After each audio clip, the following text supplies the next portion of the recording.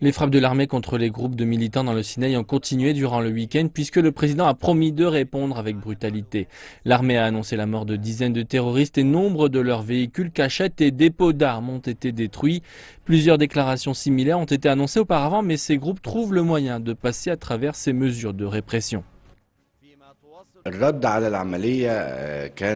Une réponse de l'armée après l'attaque est grandement nécessaire.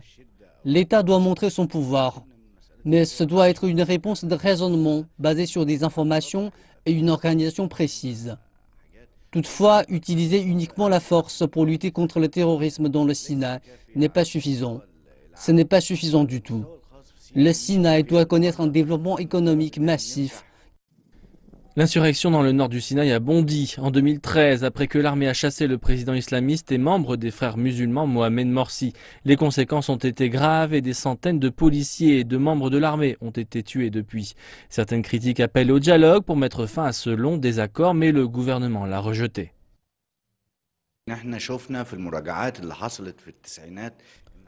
Dans les années 90, l'État s'est réconcilié avec de nombreux groupes extrémistes, dont le leader d'Al-Qaïda, Mohamed al-Zawahiri.